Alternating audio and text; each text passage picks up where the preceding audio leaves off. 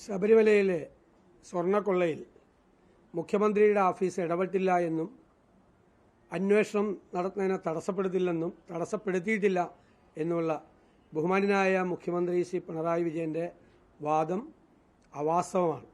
മുഖ്യമന്ത്രിയുടെ ഓഫീസ് നിരന്തരമായി SITയുടെ അന്വേഷണം തടസ്സപ്പെടുത്താൻ വേണ്ടി ശ്രമിക്കുന്നുണ്ട്. ആ അന്വേഷണ സംഘത്തിൻ്റെ മീതെ അനാവശ്യമായ സമ്മർദ്ദം ചെലുത്തിക്കൊണ്ടിരിക്കുകയാണ്. ഇപ്പോഴും അവസാനം 2 പോലീസ് ഉദ്യോഗസ്ഥന്മാരെ SITയിലേക്ക് പ്രവേശിപ്പിക്കാൻ അവർക്ക് 2 പേർക്കും പരസ്യമായ CPM ബന്ധമുള്ള ആളുകളാണ്. CPM ബന്ധമുള്ള ചില പോലീസ് ഉദ്യോഗസ്ഥരുടെ സഹായത്തോടു കൂടി SITയിൽ കടന്നു കയറി SITയുടെ അന്വേഷണത്തിൻ്റെ രഹസ്യങ്ങൾ CPMന് ചോർത്തിക്കൊടുക്കാൻ വേണ്ടിയിട്ടുള്ള ശ്രമമാണ് നടക്കുന്നത്. അപ്പോൾ തീർച്ചയായിട്ടും ഞങ്ങൾ പ്രതിപക്ഷം എന്നുള്ള നിലയിൽ എല്ലാ പ്രവർത്തനങ്ങളെയും ശബരിമലയിൽ കോടതിയുടെ നിരീക്ഷണത്തിലാണ് അന്വേഷണം നടക്കുന്നത്. ആ അന്വേഷണത്തിൽ ഞങ്ങൾക്ക് വിശ്വാസമുണ്ട്. പക്ഷെ മനഃപൂർവ്വമായി ഗവൺമെൻറ് CPM നേതാക്കളെ രക്ഷിക്കുന്നതിന് വേണ്ടിയിട്ടുള്ള ശ്രമമാണ് നടത്തുന്നത്. അതിന് SIT അന്വേഷിക്കുന്നത് ഉണ്ണികൃഷ്ണൻ പോറ്റിയുടെ കൂടെ ആരൊക്കെ ഫോട്ടോ എടുത്തെന്നല്ലല്ലോ. ശബരിമലയിലെ സ്വർണം കവർച്ച ചെയ്തത് ആരാണ്, അത് എവിടെ കൊണ്ടുപോയിട്ടാണ് വിറ്റത്, ഏത് കോടീശ്വരനാണ് അവിടുത്തെ ദ്വാരപാലക ശില്പം കൊടുത്തത് തുടങ്ങിയ കാര്യങ്ങളാണ് അന്വേഷിക്കുന്നത്. ഉണ്ണികൃഷ്ണൻ പോറ്റിയുടെ കൂടെ ഫോട്ടോ എടുത്തവരല്ലല്ലോ അന്വേഷിക്കുന്നത്. പല ക്രിമിനലുകൾക്കും പല കുഴപ്പക്കാർക്കുമൊക്കെ പലരുടെയും കൂടെ നിന്ന് ഫോട്ടോ എടുത്തതാണ്. ഫോട്ടോ എടുത്തവരൊക്കെ പ്രതികളാകാൻ പറ്റുമോ? നാളെ ഏത് കേസിൽ ആര് പ്രതിയായാലും അവരുടെ കൂടെ ഫോട്ടോ എടുത്തവരൊക്കെ പ്രതികളാവോ? അതൊക്കെ CPM നേതാക്കൾ പെട്ടു. 3 CPM നേതാക്കൾ ജയിലിലാണ്. അടുത്ത CPM നേതാക്കന്മാർ, അതിനേക്കാൾ വലിയ നേതാക്കന്മാർ ജയിലിലേക്കുള്ള ക്യൂവിലാണ്. അതിന് ബാക്കിയുള്ളവരെ കൂടി ബന്ധപ്പെടുത്താൻ വേണ്ടിയിട്ട് നടത്തുന്ന വൃഥാശ്രമമാണ് മുഖ്യമന്ത്രി നടത്തുന്നത്. ഞങ്ങൾക്ക് മുഖ്യമന്ത്രിയോടുള്ള ചോദ്യം, അവരുടെ പാർട്ടിയോടുള്ള ചോദ്യം, അയ്യപ്പൻ്റെ സ്വർണം കവർന്നതിന് ജയിലിൽ കിടക്കുന്ന ആളുകൾക്കെതിരെ നിങ്ങൾ എന്തുകൊണ്ട് നടപടി സ്വീകരിക്കുന്നില്ല? അതാണ് ചോദ്യം. നടപടി സ്വീകരിക്കാത്തത് അവർ കൂടുതൽ ആളുകളുടെ പേരുകൾ വെളിപ്പെടുത്തും എന്നുള്ള ഭയം കൊണ്ടാണ്. അതുപോലെ തെരഞ്ഞെടുപ്പുമായി ബന്ധപ്പെട്ട് തെരഞ്ഞെടുപ്പ് അട്ടിമറിക്കാൻ വേണ്ടി ശ്രമിക്കുകയാണ്. നിങ്ങളിപ്പോൾ വടക്കാഞ്ചേരിയിലെ കേസ് പുറത്തു വന്നു. ഒരാളെ UDFിലെ ഒരു അംഗത്തെ സ്വാധീനിക്കാൻ 50 ലക്ഷം രൂപയാണ് ആളെ പുറത്ത് കളഞ്ഞു. ആൾ അപ്പുറത്ത് വോട്ട് ചെയ്ത് 50 ലക്ഷം രൂപ കൊടുത്തിട്ട്. ഇത് തന്നെയാണ് മറ്റത്തൂരിൽ നടന്നത്. ജനാധിപത്യത്തെക്കുറിച്ച് വാദോരാതെ പ്രസംഗിക്കുക, എന്നിട്ട് പണം കൊടുത്തിട്ട് ആളുകളെ സ്വാധീനിക്കാൻ BJP രീതിയിൽ പരിശ്രമിക്കുക. CPM എത്രമാത്രം അധപ്പതിച്ചിരിക്കുന്നു എന്നതിൻ്റെ ഉദാഹരണമാണ് അവിടെയും മറ്റത്തൂരിലും കണ്ടത്. മറ്റത്തൂരിലും വടക്കാഞ്ചേരിയിൽ കണ്ട അതേ കാര്യമാണ് നടന്നത്. എന്നിട്ട് തെറ്റായ പ്രചരണം കൊടുത്തു. 8 കോൺഗ്രസ് അംഗങ്ങൾ BJPയിൽ ചേർന്നു. ഒരു കോൺഗ്രസ് അംഗവും BJPയിൽ ചേർന്നില്ല എന്ന് ഞാനാ പറഞ്ഞത്. അപ്പോഴാണ് അറിയുന്നത്. ഒരാളും പോയിട്ടില്ല. ഒരാളും.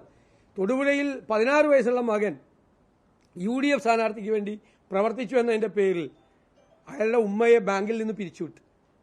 ഒരു മരിച്ചുപോയൊരു സഖാവിൻ്റെ ഭാര്യയായിരുന്നു. അവർക്കൊരു സാധാരണ ജോലി, അവർ കുടുംബം പുലർത്തുന്ന ആ ജോലി വെച്ചിട്ടാണ് UDF സ്ഥാനാർത്ഥിക്ക് വേണ്ടി 16 വയസ്സുള്ള മകൻ പ്രവർത്തിച്ചു എന്നതിൻ്റെ പേരിൽ അമ്മയെ ബാങ്കിൽ നിന്ന് പിരിച്ചുവിട്ട പാർട്ടിയാണ് CPM. ആലോചിച്ച് നോക്കിയേ ഏത് തരത്തിലേക്കാണ് പോകുന്നത്.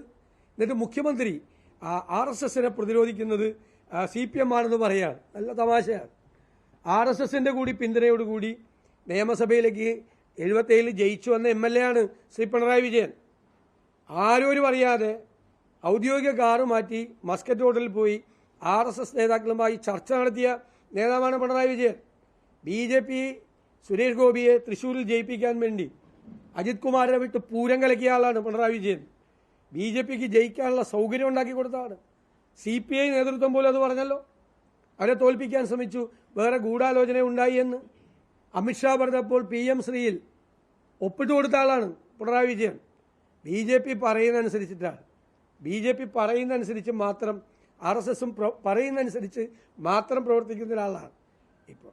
എന്നിട്ടിപ്പോൾ ചില ആളുകളെ കൊണ്ട്, ചില വ്യക്തികളെ മുന്നിൽ നിർത്തി അവരെ കൊണ്ട് വർഗീയത ഉണ്ടാക്കാൻ ശ്രമിക്കുകയാണ്.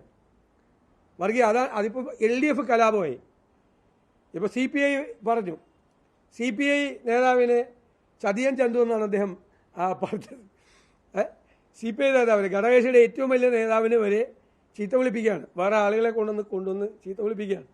എന്നിട്ടിപ്പോൾ അവർ മുസ്ലിമിനെയും മുസ്ലിം ലീഗിനെയും പറയുകയാണ്.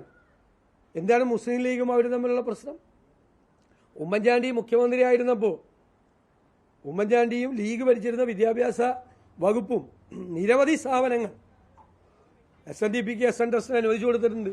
അതിനെ പ്രകീർത്തിച്ചുകൊണ്ട് അദ്ദേഹം നടത്തിയ പ്രസംഗത്തിൻ്റെ റെക്കോർഡ് നിങ്ങളുടെയൊക്കെ ലൈബ്രറിയിലുണ്ട്.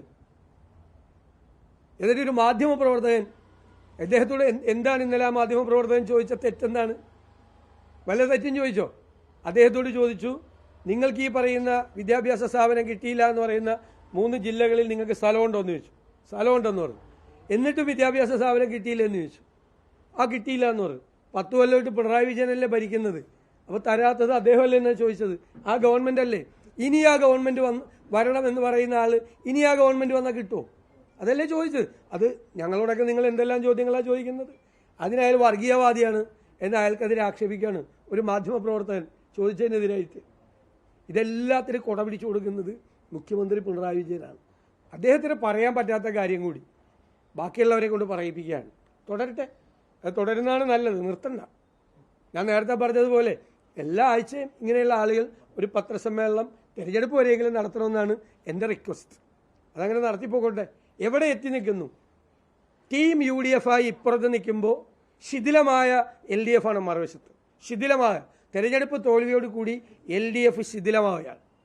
ടീം UDF സ്ട്രോങ് ആയി നിൽക്കുകയാണ്. അതാണ് തെരഞ്ഞെടുപ്പ് കഴിഞ്ഞപ്പോൾ ഉള്ള രാഷ്ട്രീയ വിശകലനം.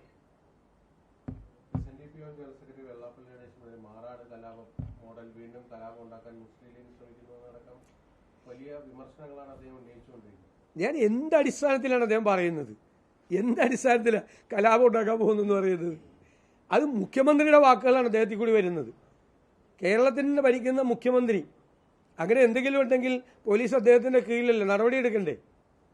എത്ര ഹീനമായ വർഗീയതയാണ് ഈ പറയുന്നത്. വിദ്വേഷത്തിൻ്റെ പ്രചരണമാണ് നടത്തുന്നത്. സംഘപരിവാർ നടത്തുന്ന അതേ വിദ്വേഷ പ്രചരണമാണ് മുഖ്യമന്ത്രി പിണറായി വിജയൻ്റെ നേതൃത്വത്തിൽ ഈ പറയുന്ന ആളുകൾ നടത്തുന്നത്.